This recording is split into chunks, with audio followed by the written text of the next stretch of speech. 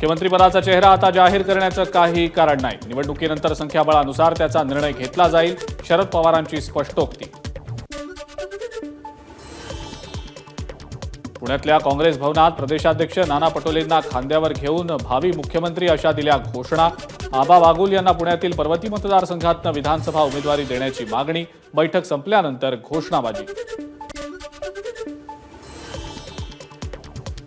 महाविकास आघाडीमध्ये प्रत्येकाला मुख्यमंत्री बनायचंय। शिवसेना खासदार डॉ. श्रीकांत शिंदेंचा महाविकास आघाडीला टोला।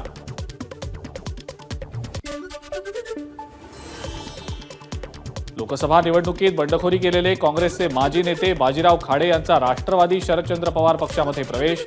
बाजीराव खाडे यांनी प्रियंका गांधी यांच्या टीममध्ये केलंय काम।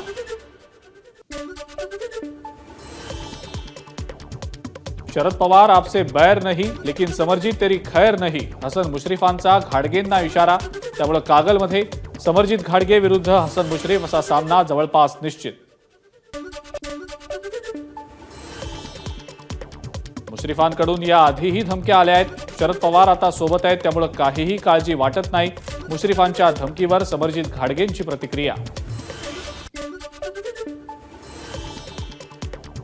लाडकी बहीण योजनेच्या जाहिरातीत राष्ट्रवादीनं मुख्यमंत्री शब्द वगळला। त्याऐवजी अजित पवारांनी आणलेली माझी लाडकी बहीण योजना असा उल्लेख। शिवसेना नाराज। योजना महायुतीचीच, मात्र पक्षाकडून प्रचार करताना पक्षाच्या चौकटीत बसवून प्रचार केला जातो। लाडकी बहीण योजनेच्या जाहिरातीतनं मुख्यमंत्र्यांचं नाव वगळल्याप्रकरणी कृषी मंत्री धनंजय मुंडेंचं स्पष्टीकरण। सीबीआयकडून माजी गृहमंत्री अनिल देशमुखांविरोधात गुन्हा दाखल। जळगावच्या तत्कालीन एसपींवर दबाव आणून भाजप नेत्यांविरोधात खोटा गुन्हा दाखल करण्याचं प्रकरण। अनिल देशमुखांची एक्सवरनं पोस्ट करत देवेंद्र फडणवीसांवर टीका। भाजप महिला मोर्चा अध्यक्षा चित्रा वाघ यांचं अनिल देशमुखांना प्रत्युत्तर। पाप करायची आणि आमचं नाव घ्यायचं हा पायंडा पडलाय। निवडणुकीत 2 हात होऊनच जाऊ द्या। चित्रा वाघ यांचं अनिल देशमुखांना खुलं आव्हान। विधानसभा निवडणुकीच्या पार्श्वभूमीवर राज ठाकरेंची मनसे पदाधिकाऱ्यांच्या सोबत बैठक। मुंबई, पुणे आणि ठाण्यातल्या प्रमुख नेत्यांची बैठकीला उपस्थिती।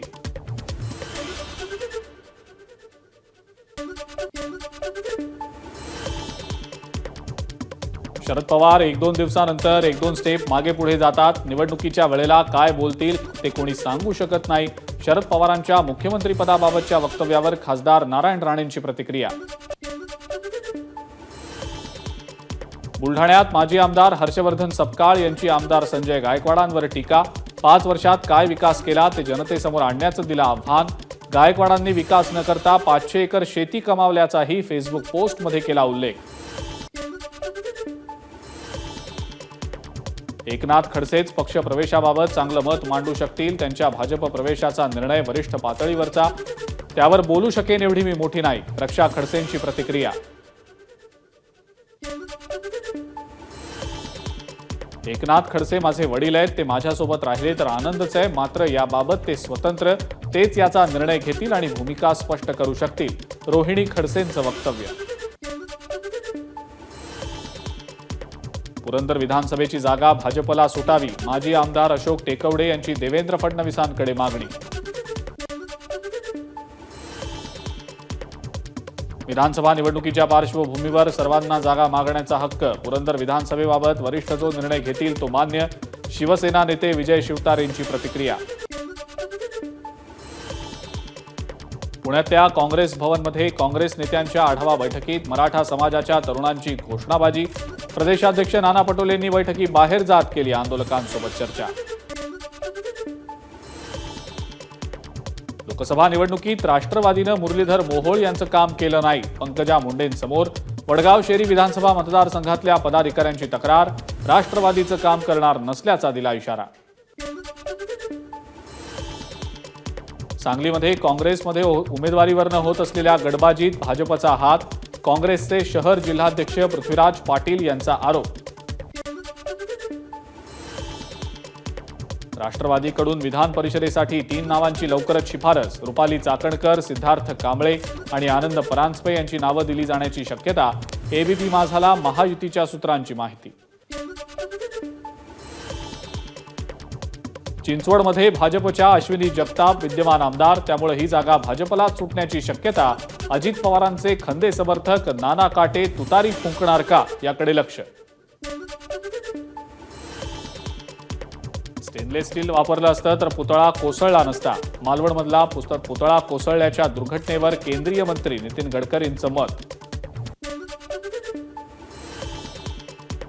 पुतळ्याबाबत गडकरी सल्ला घेऊनच बोलले असतील. गडकरी कोणतंही काम बारकाईनं करतात. पुतळ्यावरील त्यांचं वक्तव्य योग्य, शरद पवारांची प्रतिक्रिया.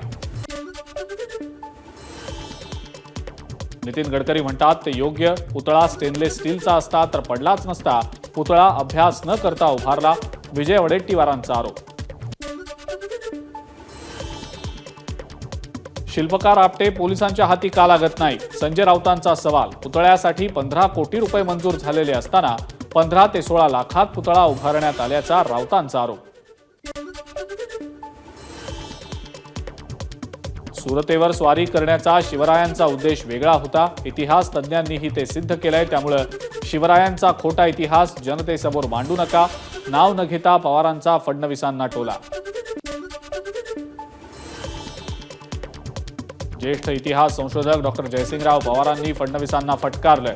शिवरायांनी सुरत लुटताना नियत सोडली नाही, आधी इतिहास वाचा आणि मगच बोला, फडणवीसांना टोला.